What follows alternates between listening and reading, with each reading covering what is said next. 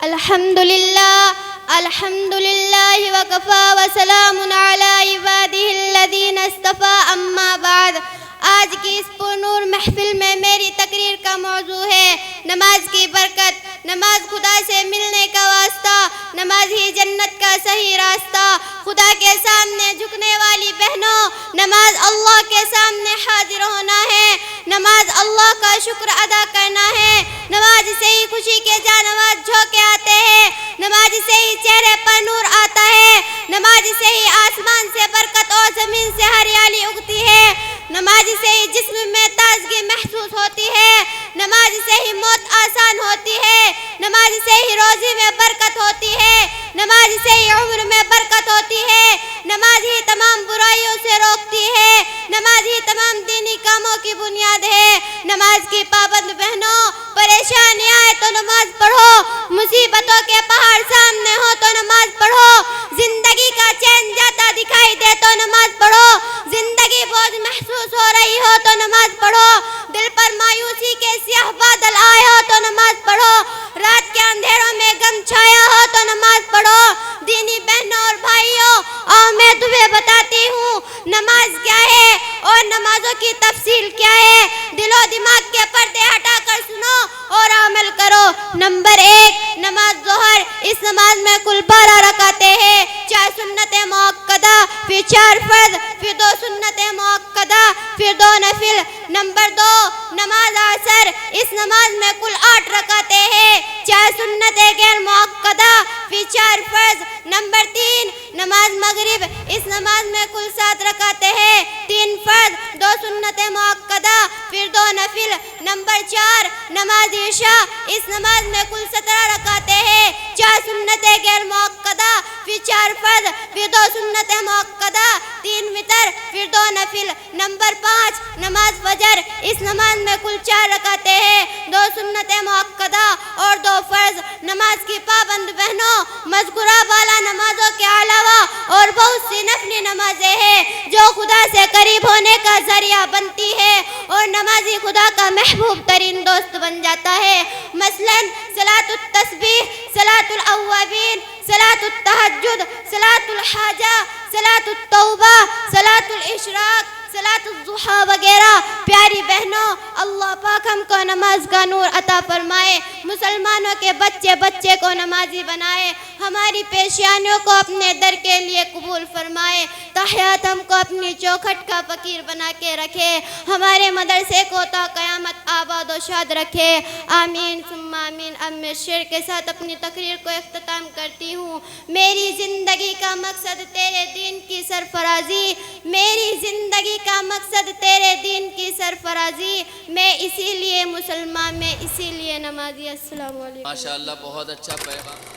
بسم اللہ الرحمن الرحیم۔ الحمدللہ الذی علمنا ما لم نکن نعلم، والصلاة والسلام علی محمد وعلی آلہ واصحابہ الاکرام، اما بعد۔ دیگر تمام سامعات عزیزات، السلام علیکم ورحمۃ اللہ وبرکاتہ۔ آج کی اس پربحر محفل میں میری تقریر کا عنوان ہے جنت کی خوشی تمام دکھوں کو بھلا دے گی، روح خدا میں مٹ کر نام پیدا کر، حق و صدقات کا جہاں میں بول بالا کر، نیکی کی راہ پرغار بھیانک ضرور ہوتی ہے، اسی راہ پر استقامت کی شمع روشن کر، دکھوں کی دکھ سے راحتیں ضرور پیدا ہوتی ہے، صبر کی مالا پہن کر عزم و ہمت کی مثال قائم کر۔ عزیز بہنوں، یہ دنیا تکلیفوں دکھوں مصیبتوں کا گہوارہ ہے، نہ یہاں کا دکھ دائمی ہے، نہ یہاں ہمیشہ راحت ہی راحت ہے۔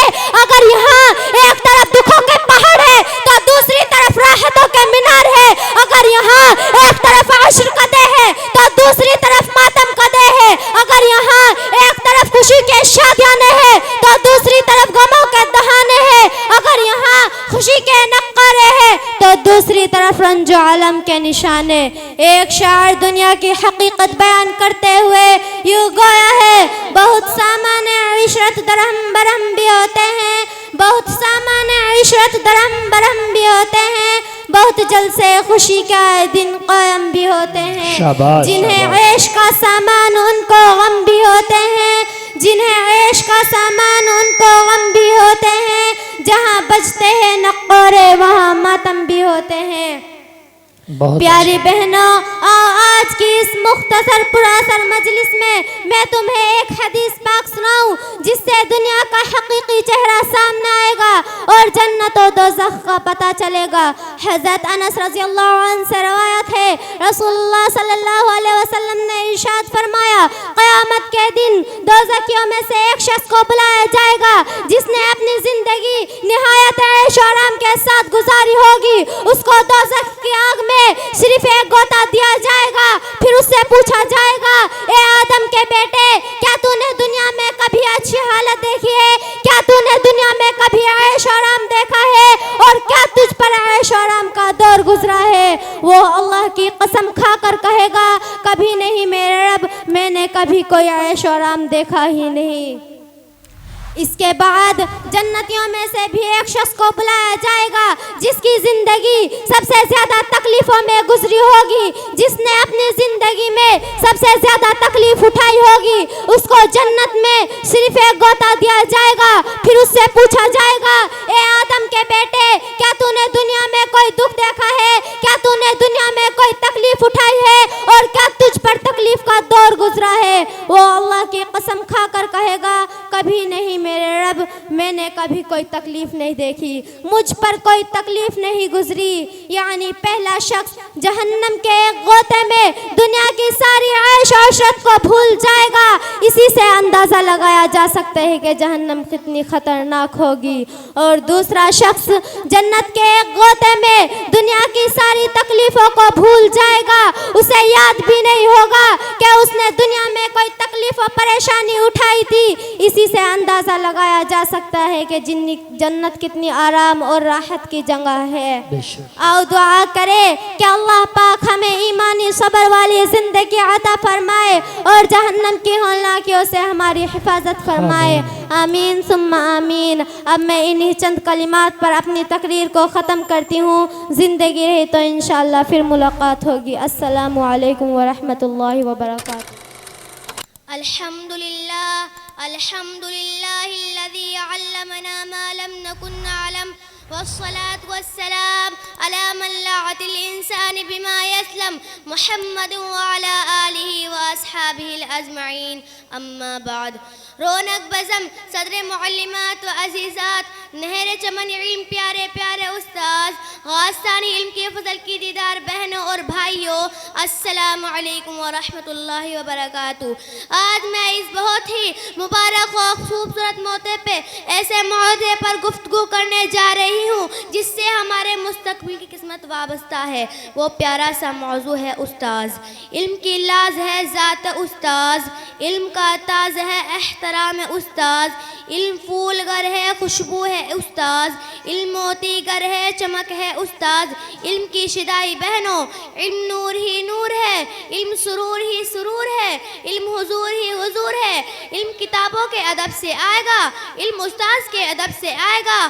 استاذ شیر کنویں کے مانند جتنا ڈول ڈالو گی اتنا ہی پانی ملے گا، جھکنا شرط ہے۔ استاذ کے سامنے جتنا جھکو گی اتنا علم ملے گا۔ راہ علم کی مسافر بہنوں، جو علم ادب استاذ سے آئے گا وہ روشنی ہی روشنی ہوگا۔ جو علم ادب استاذ سے آئے گا اس میں برکتوں کے لال و قہر اور کلہا ہوگی۔ جو علم ادب استاذ سے آئے گا وہ آسمان کے اونچے آسمان کا تابن تارا ہوگا۔ جو علم ادب استاذ سے آئے گا وہ روح کو روشن کرے گا۔